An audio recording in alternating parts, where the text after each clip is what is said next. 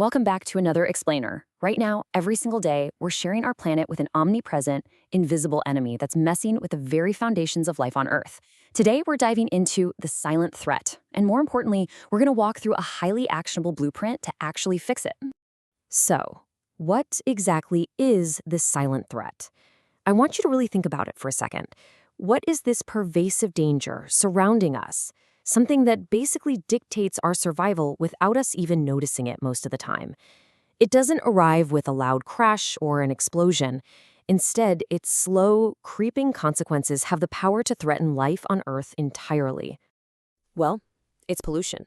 Now, I know you know the basic textbook definition, harmful substances getting into the environment, but try to think about it more like a giant systemic infection. It doesn't just stay in one place. It actively spreads, damaging ecosystems and human health across literally every corner of the globe. We aren't just talking about a localized oil spill here. We're looking at a compounding contamination that alters the very chemistry of our world. Let's kick things off by looking up at the invisible shield right above us, the air we breathe.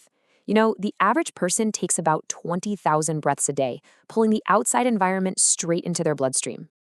And the primary drivers shifting the chemistry of that air, they're totally baked into modern human convenience. We're talking vehicles, heavy industry, and our deep, deep reliance on burning fossil fuels. Every single highway commute and every factory production cycle actively pushes harmful particulate matter and greenhouse gases right into the sky. We've basically engineered a society that exhales contamination as a byproduct of progress. And it's kind of wild when you think about the massive disconnect between our routine actions and the global fallout. The everyday burning of fuels doesn't just mysteriously vanish into the ether. It directly translates into trapping heat, scrambling our global climate system, and driving millions, yes, millions of respiratory crises worldwide. The mundane act of starting an engine ripples outward into a planetary scale crisis. But what goes up into that atmosphere eventually comes down, settling right into our rivers, lakes, and oceans. The water we drink. Water is quite literally the lifeblood of the planet. We need it to survive just as much as oxygen, yet our aquatic ecosystems are under a relentless compounding siege. We are dealing with contamination on a scale that's almost unfathomable. Millions of tons of plastic waste are currently swirling around, breaking down into tiny microplastics. Throw in industrial chemicals seeping into groundwater and raw, untreated sewage flowing into delicate marine environments. It's completely overwhelming the chemical balance of our waterways. And the result is this devastating boomerang effect.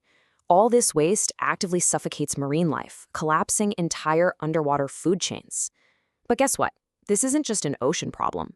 Those microplastics and toxins work their way right back up the food chain and into our own threatened drinking water supplies.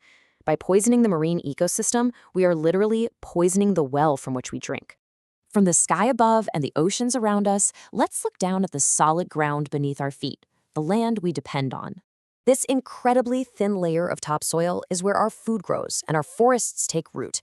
But unfortunately, it's also where the vast majority of our physical waste ends up. Improper waste disposal and the extremely heavy-handed use of agricultural and industrial chemicals are fundamentally altering the earth. When massive garbage piles leach into the ground and harsh synthetic fertilizers saturate the dirt, they actively strip the soil of essential microbes. They turn vibrant, living earth into barren, toxic dirt. And when soil quality is damaged that profoundly, it sets off a catastrophic chain reaction. It just stops being a source of life. By stripping away the foundational habitats that countless plants and animals rely on, we're engineering a severe collapse in global biodiversity. This slow degradation of the land is literally the erasure of the homes for the very species that hold our ecosystems together. So, what does this all mean when you put it together? Let's look at the overall impact on life. When you combine the degraded air, the toxic water, and the barren land, the compounding impact is absolutely undeniable. This isn't just abstract science. This is an incredibly immediate survival crisis. We're seeing respiratory diseases spiking in industrial zones, contaminated water completely overwhelming local healthcare systems, and widespread habitat destruction pushing wildlife to the absolute brink. It's a deeply interconnected web. A poisoned environment simply cannot sustain a healthy population. But hey, we're not just stopping at the problem. We actually have a blueprint for restoration. This is where we shift from a grim reality to an empowering, completely actionable path forward. The science is clear, the tech is there, and we know exactly what to do. First, we have to aggressively reduce waste at the source to stop overflowing landfills.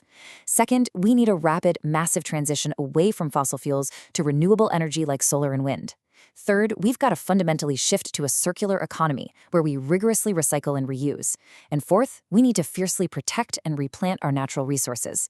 These aren't just nice-to-haves, they form a cohesive, mandatory strategy for survival. Ultimately, this is about securing the fundamental habitability of our world. Preserving Earth isn't just about saving beautiful landscapes for a postcard. It's about maintaining the delicate biological and economic systems that keep human civilization functioning. Getting these steps right today is literally the only guaranteed way to ensure the environment remains stable for the generations coming after us. Because at the end of the day, the future of our planet depends entirely on the choices we make today. The silent threat is massive, for sure, but our collective power to combat it is even greater. We have the blueprint right in our hands, but a blueprint is completely useless if it's never actually built. So I'll leave you with this. What single action are you going to take today to lay the very first brick?